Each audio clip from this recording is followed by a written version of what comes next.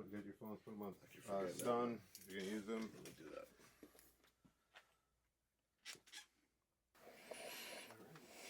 Speeding. Camera speeding. So yeah, that chair's a little squeaky, so if you try not to rock. Okay, gotcha. No problem. Yeah, it is a little squeaky. You're right. It's a little squeaky. That's all good. You're good. Sound engineer is going to drive. Yeah. Listen, so that's one of my kind, man. Come on. I know. All right, Rocky. Roll. Okay. How you doing? Good, man. Good. How you doing, bro? I'm happy first to have you. Cool. Appreciate it. I appreciate that, bro. Appreciate it. So there is one thing that I want to tell you. When I mix my film, I spend like 3-4 weeks with a sound engineer closed in the room. Right. And so we work. We just work and talk, and we spend hours and hours together. Right. And that's the best for me. That's the best moment. Right. Every time it's for me when I make my movie and I'm with the sound engineer. That's the best. Really? That's funny, man. And that's because you're sound engineer. You're very kind of discreet, humble. Yeah. You don't like, DJ. You know what I mean? Yeah. No. You're just like in your bubble, doing your thing. Yeah. This is our environment. Yeah. It's your home, basically. Of course. And you share a lot of moments with the artist. Yeah. And the artists open up a lot to sound engineers. Yeah.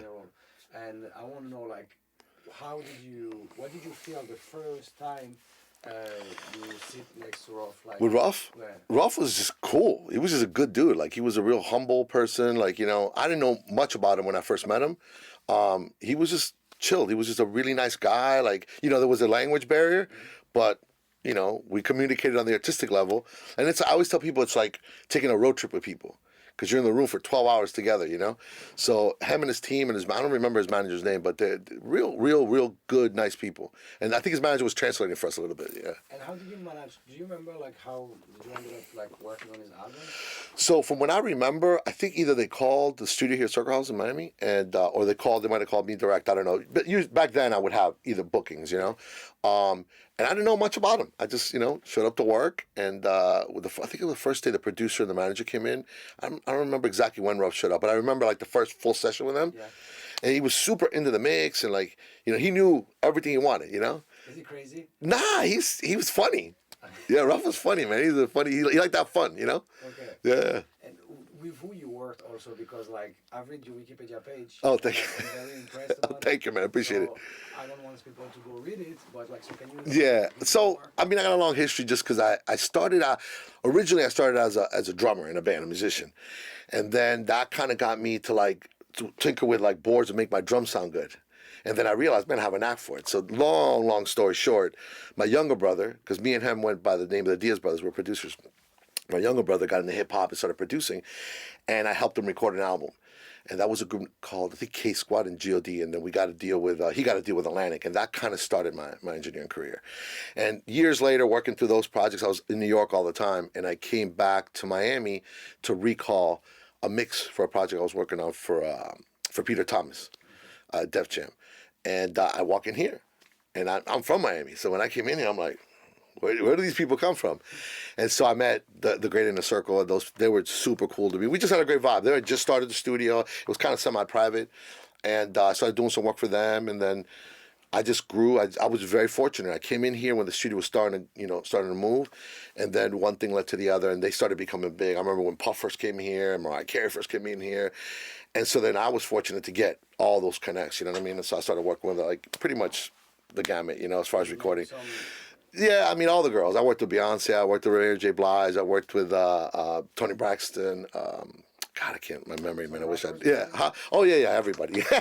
all my local guys. Like later, after probably about, I want to say maybe like 5-6 years, I started doing more production with my brother for a lot of Latin artists, and I was mixing a record for what's his name, for Uncle Luke, Two Light Crew. I'm in his studio, and I'm sitting here mixing, and there's a kid, I thought he was the assistant, and we're talking or whatever, and he's like, yeah, and I'm like, man, this kid's yapping up a storm, and he says to me, yeah, that's me rapping on the record. I'm like, that's you? It sounded like what it looked like, and that was Pitbull. Yeah, and so then me and him got into conversation, and he was signed to Luke. So I told him, listen, man, if you want to, get into another project, let me know. And I want to say about 4 months later, he called me and my brother, and then we signed him and we developed them and started becoming like a big thing. And then at that point, Pitt was bubbling with us when we signed him locally, and Khaled was starting to go, and Ross was starting to go. So like Miami was starting to really, really go. So we all worked together. It was crazy. I worked with Ross, I worked with Flo, I worked with Pitt. Obviously, I worked with Khaled. I did a lot of his albums, like probably 90% of all his records. Yeah. Oh, you still working with Khaled? Yeah. On and off, not as much as we used to. Yeah. The last record I did like fully was I want to say Major Key, and the one after that. I don't know why I'm forgetting the name of it, but Assad, the father of Assad. no, not the one before that. Before? Yeah. What was it? I don't know why I'm forgetting it. Anyway, the one with Wild Thoughts. Okay. Right, that's one of the big records I did. Yeah. So you still close to them? And Oh yeah. The cool thing about the Miami scene was that we all kind of became. It was cool because we were all kind of coming. We were the underdogs. Back then, New York was like, yeah, Miami ain't. We're like, nah, man. You know what I'm saying? So we kind of had a lot to prove. So when Pitt broke, it just kind of opened the door, because prior to Pitt was Trick. You know what I'm saying? So the mayor was kicking butt, so was Trina, but Miami didn't have a big movement yet. And then when Pitt broke, that kind of got the attention of the country.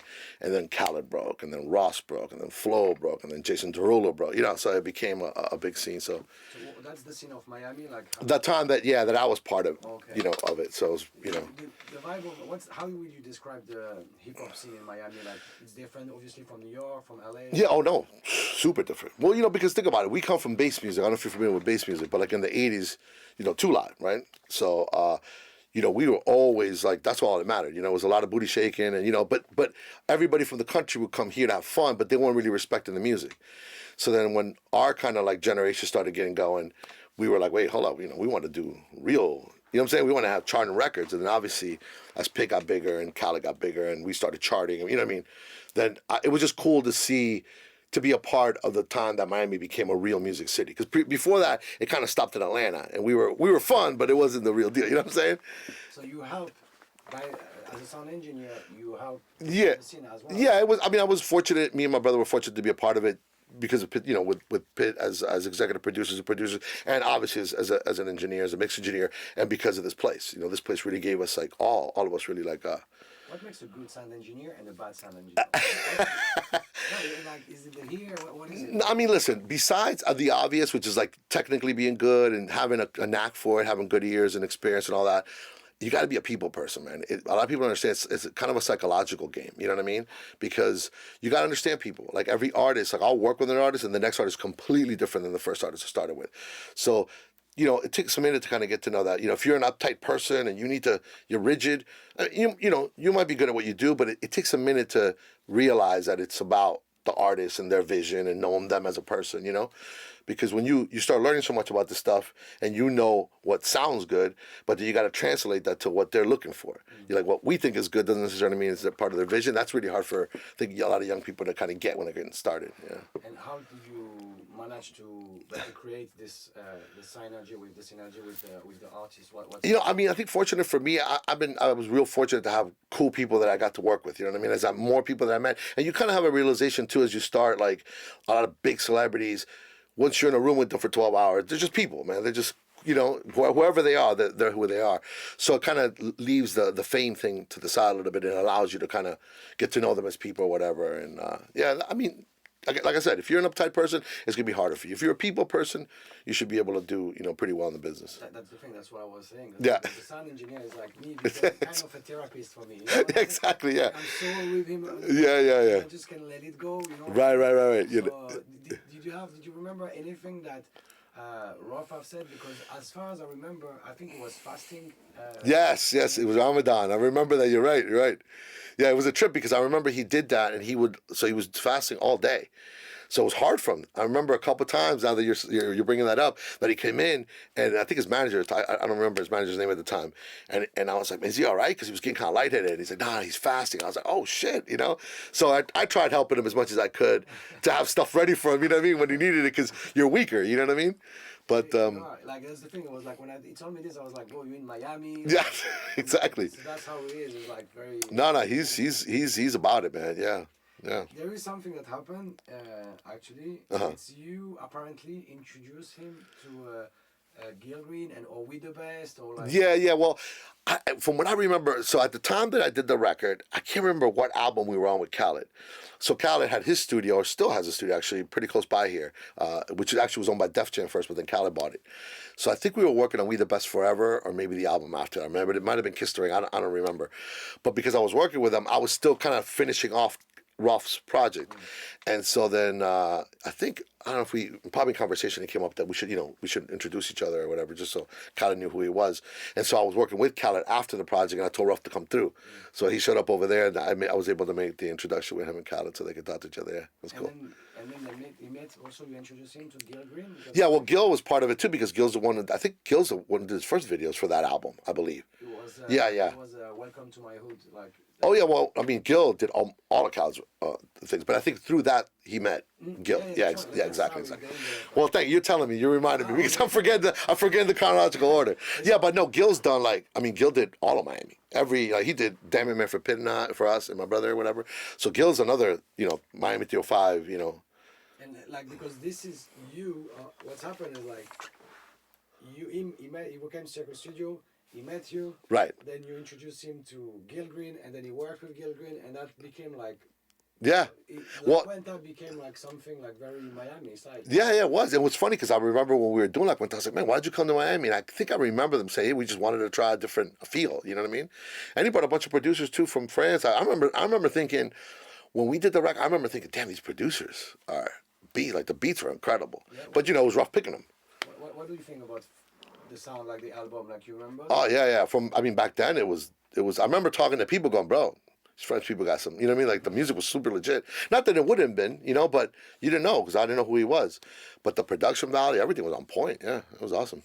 I want you to listen some tracks, and I want to know your ears if it's a good mix or not. Okay. Do you mind? No, not at all. Okay. So not at all. The volume here. What do you got it? They have you popped in here somewhere? Yeah. Just I'm gonna put it. Let's see. You probably got it on. I just want you. Aux? To Yeah, you're on Aux. What do you think about it? Let's see if the room's working though, man. This room's been beat up. I haven't heard. This is funny. This is actually the first room I worked in the studio. Yeah. Lauryn Hill did Miseducation in here. Santana worked. Forget about it. This room is crazy. I mixed I'm So Hood in this room. You did it here? Yeah. This in the back in the cabana. So I just want you just let me know what you think about the mix. Sure. Because I want to hear your I haven't heard his album since then probably.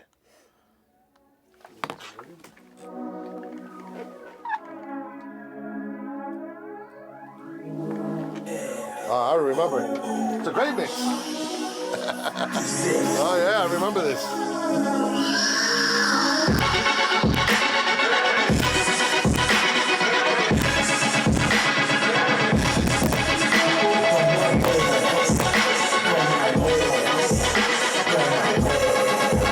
Yeah, I remember this. Yeah. É uma que sempre com a versão. Tu sei que personne ne peut tester mon son. Assisté par tous les modifications. Là, notre grand parlement de trahison. Je vais prendre les portables et j'aurai la pression. Translate still, man. Yeah. It still sounds good. That's your work. Yeah, that's me, man. Yeah, no, I remember immediately when I heard the opening, I was like, yeah. You know what's funny?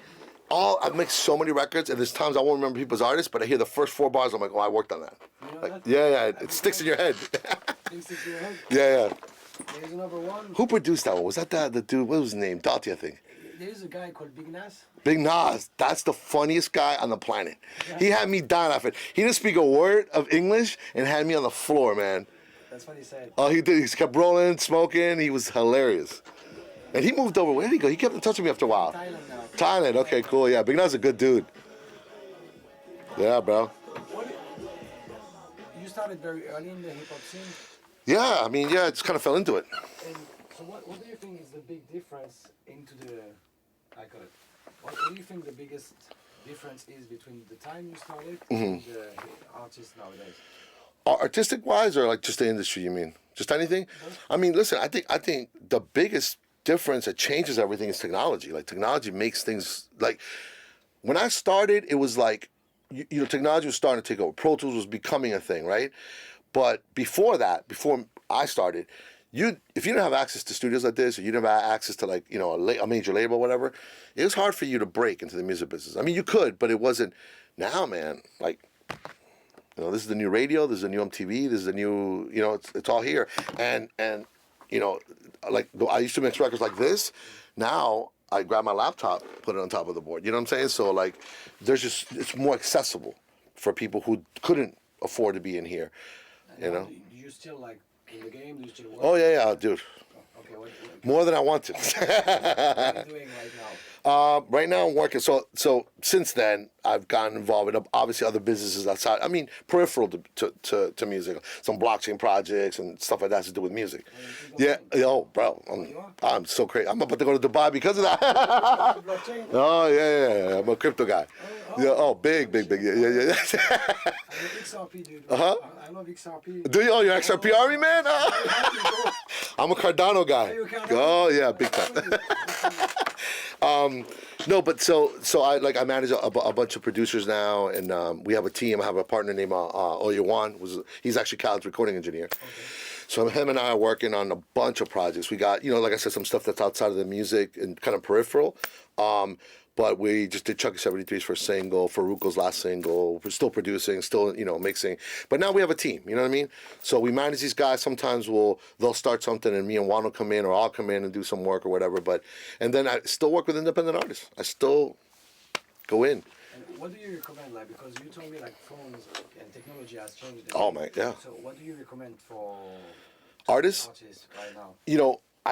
To me, the funny part is like a lot of times people call me, like I'll do consultation gigs or whatever. People call me to ask me like, hey, what should I do? Should we release my record? And it's funny because it's obvious, man. Like no matter, like it's half a popularity contest, half talent. I'm not saying you shouldn't have talent. Talent is the most important. That's a catalyst. You have a great song that people love, that's the first thing. But after that, people are not gonna just come to you because technology is great, but it allows more people to be in the game. So for me, it's content. Content's king. Like if you're an artist today, at least the people that I work with, it blows my mind how much time they got to be on here. Between Instagram, between Facebook, between TikTok. I'm like, man, this is like a full-time job. So me, I'm not an artist, so people always tell me I got to be on more. But if any advice I'd give an artist, it'd be to create your own tribe. You know what I mean? It takes a minute. People think they want to get it quick, but there's nothing like real fans. That's going to get you to the next, Can you get real fans nowadays with technology? I think it's a combination of like having good music, obviously, working with a good production team, the engineering team, all that is important. All that plays a role in having a really good product. You compete with artists that are like on major labels. But then after that, it's the grind. It's like what the artist does. And to me today, this is like when we started with Pitbull, it was me and my brother, 2 other guys, and we were investing. Right, so 5,000 here, 10,000 here between all of us. But Pitt was a worker. It still is. Like we would give Pitt, here's some T-shirts, here's some money, here's a van, a rent van, and Pitt would go hit all the stations. Like Pitt's a hustler, and that sort of mentality to me still translates. It's just that it's here now. Okay. It's easier because you don't got to get in the car. You know what I'm saying? So it's all about the content. Does he force you? Because like Rohff, for example, he's like very shy, kind of shy, but he's humble. You know what I mean? He is a humble guy. He's a humble guy, and he doesn't share too much of his life. I know. You live in a world where now that's the thing. Has to put themselves out. You know what? You're right, man. And honestly, I was just talking to an artist that I actually mixed their project, and then they hired me to kind of consult them about releasing the record. And he's also kind of low key, And I think it's a shame, man, because like you can still do it. I'm not saying it can't be done, but you're right. We're in a world where it's attention, and you gotta, the people who act up, the noisy wheel gets the oil, So, but I still think that if the music is right and it connects to the audience, then you're gonna have, that's the catalyst. It's the most important thing, because like Khaled, for example, is like he's good at it. Khaled is the king of it. He's the king of it. Yeah. So the way you work with him, how do you see him work? Is he working hard, more on his image and less on his music, or more on his music? Khaled? Yeah. Oh no, Khaled is a workaholic. Khaled works on his music, works on this, works on that. He never stops. That's another one. Him and Pitt, those have been my 2 biggest probably clients throughout my career as far as mixing and engineering. And both of them are they're like workaholic. I mean, they love what they do. But Khaled is on this and then in the studio like a maniac. Like he just can't stop working, And do you think it's healthy? Depends. I mean, I guess for them it is. It's not for everybody. Which is why you only have one Khaled, one Pitt, and you don't have everybody put together like that. But if you're put together like that, yeah, I think so. Because people would ask me about that when I was working like crazy back, when we had to come into the studio. I mean, I'd be in here. I mean, I was here on Thanksgiving, Christmas. This was it. Like my family would come here with turkey. You know what I'm saying? Like, so it definitely, people would ask me, man, is that healthy to be going, 24/7? But when you're in it, Is it hard to be an artist nowadays? I think so. I think it's hard to be an artist anytime because to me, one thing that I think a lot of people don't take into consideration is being an artist and creating and the work of it all is one thing, but fame is a funny thing. If you're not a person who can handle that fame, it's like riding a horse. If you're not good at it, that'll throw you. I've seen a lot of people kind of like, I wish they had more of a grip on it. Pitt's very good. Pitt separates Pitbull from Armando Christian Perez. Like there's two different people to him. Is that schizophrenia or something? No, it's a skill. It's protection. Yeah. Like when he was little, he told me. Like when we first started talking, he said to me, "Man, this is a bridge to me to change my life." Like he was never, the means to an end wasn't, I'm going to be a star and that's the end. He wanted to be an entrepreneur, and the artist thing was just to get him to do what he's doing now. Because exposing yourself as an artist is right. Also exposing yourself to judgment. Of course. And like, yeah. The thing, like everyone is judging everyone. Everyone. And everything. And now especially more, like 24/7. So do you think was it easier before to be an artist, or is it like? I guess, yeah, it was. I mean, now it's probably harder because more people can just say, and people hide behind this. They can say whatever they want. But I think if you're an artist and you can look at it and not, because I think what happens a lot of time with artists is they get too caught up in every comment, like, bro, just leave it alone. It's noise. If you can do that and you're good at it and you don't let it get in your head, then you'll be all right. But I don't envy it, man. I'm not into that. This is hard for me. Yeah. I did this, so I wouldn't have to do this kind of stuff. There's a thing, sound engineer, they're like always. Yeah. And so just the album, to come back to the album. Yeah. You went, I think, platinum. Yeah. I think Okay, platinum. cool, awesome. Yeah, it's good. When you were mixing it, did you find the sound different than like the American hip hop? No, I was actually really impressed. That's one of the things I told a lot of people that I was like, bro, this album is no joke. I just worked with 50. I worked with big artists at the time. It was super up to par with everything that was there, which was really amazing, yeah. And did you work like, I just forgot my question right now, that's fucking stupid. Oh my god. Now I wanted to come back when I was making the difference between Rohff, the previous music, the album. And you also, he told me like something about Florida, that there was a track that you were mixing and Florida was here. Oh, the girl. The girl. Sao? Yeah, it was a girl artist Sao, that. yeah. Yeah. I'm forgetting her name. She still keeps in touch with us. Me and my wife, she always texts us. Okay. But she was here working, and I had done a record for her because I had a buddy of mine, a good friend of mine named Dakari. So Dakari's a producer from Orlando, and he was working with her. And, I didn't know the connection that she knew who Rohff was. I didn't know. So she was like, oh, Rohff is here? I was like, yeah, I'll introduce you to him right now. So I brought him over. Rohff came over and kind of connected. And I think he jumped on one of her records, which was really cool. Yeah. So you kind of the connection. Yeah. It was just out of being two different clients that I worked with. Yeah, it was pretty cool. With French artists? No, Rohff's been the only one. Yeah. I worked with a couple of British artists. Let me think. A lot of, Latin American artists. I'm Spanish, so... But that was a unique experience because we weren't able to talk. With Spanish artists, I can speak Spanish, but it was neat though. It didn't really get in the way. I'm like, yeah, no, not at all. How can you explain that? I think the manager definitely helped, but after you get in the room for a while, Rohff could say a little English, but I knew what he wanted, and after you get sort of an idea of what he's looking for, then it becomes easy, Yeah. Do you think there's like music is like such a universal language that? Absolutely, 100%. Yeah? Yeah. Because like the first day, I can't tell you I remember exactly, but yeah, definitely at first you're trying to figure out what he likes. Some artists are like, they don't even care. Just tell me when it's done. And some artists know, like he was into it. Like he knew, hey, bro, that side vocal turned up a little bit more, 1 dB. I was like, damn, okay. But as we started working, I got to know him better. Probably by the third day, it was easy. It was like we didn't even like need to learn the same language. If you have something to tell him and he's probably going to see those footage. Rohff? Yeah. Oh, man, I'm so glad to hear you're out, bro. And you're back. You're back, man. I'm glad to hear it, brother. Thank you so much. Yeah, man, listen, my pleasure, bro. My pleasure. Thank you very much. All right, bro.